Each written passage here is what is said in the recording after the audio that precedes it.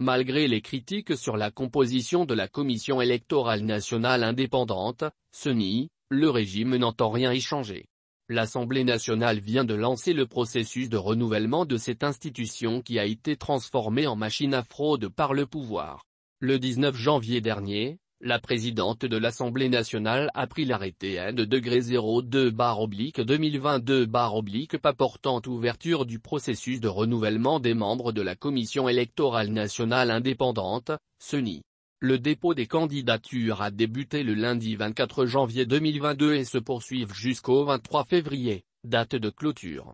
Article 1er. Il est lancé un appel à candidature pour le renouvellement des 17 membres de la Commission électorale nationale indépendante, CENI, dont 7 membres représentant la majorité parlementaire, et élus par l'Assemblée nationale sur une liste de 14 candidats au moins présentés par le président du groupe parlementaire de la majorité, 7 membres représentant l'opposition répartis comme suit, -4 membres représentant l'opposition parlementaire, et élus par l'Assemblée nationale sur une liste de 8 candidats au moins, présentés par les présidents des groupes parlementaires de l'opposition, -3 membres élus par l'Assemblée nationale représentant l'opposition extra-parlementaire sur une liste de 6 candidats au moins présentés par les partis politiques de l'opposition extra-parlementaire, -2 membres représentant la société civile,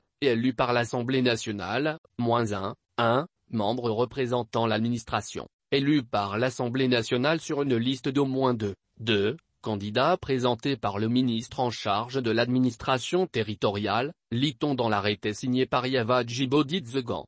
Le train est donc lancé pour l'organisation des élections régionales, acceptées par les uns et dénoncées par les autres. En réalité, si le parti au pouvoir et ses alliés semblent décidés à organiser les régionales, pour donner l'impression que le Togo est un pays normal, au sein de la classe politique de l'opposition, c'est toujours la divergence de vues. Dans les rangs de la dynamique Monseigneur Kepodzro, DMK, et autres formations politiques, on soutient toujours que la crise politique née de la présidentielle de 2020 doit être résolue avant toute autre élection ou discussion politique.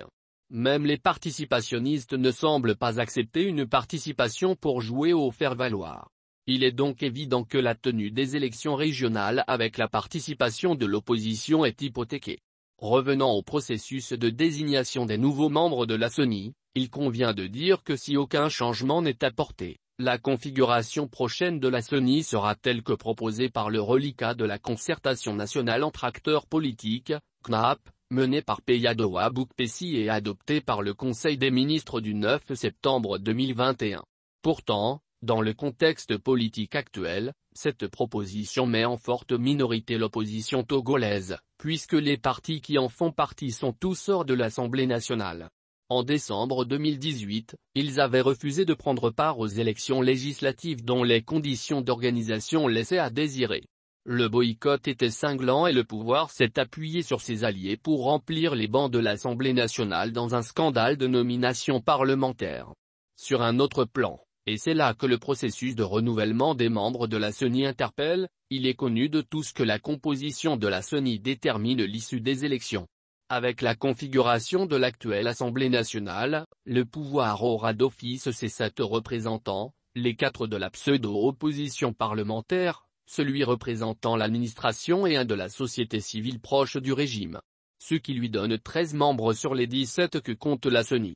C'est la part du lion pour que gagne celui dont les victoires suscitent toujours des doutes légitimes. Au cours des précédentes élections et depuis des décennies, les présidents de cette institution ont joué les faiseurs de rois. Les résultats qu'ils proclament sont en parfait déphasage avec le vote des électeurs, puisqu'ils proclament vainqueurs les perdants et perdants, les vainqueurs. Nous tendons encore vers ce scénario. Le contexte socio-politique du Togo marqué par les différentes décisions prises par le gouvernement depuis les manifestations d'août 2017 et l'élection présidentielle de février 2020 dénote de la volonté du régime cinquantenaire d'Eknassembé de posséder le pays dans les moindres aspects. Depuis les événements de 2017, le pouvoir a beaucoup plus manifesté une volonté de verrouillage du système électoral qu'une tendance à voir les choses s'améliorer pour des élections réellement démocratiques. l'espace politique est constamment réduit.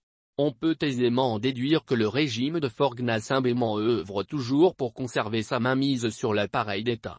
La CENI ne sera qu'une étape parmi tant d'autres.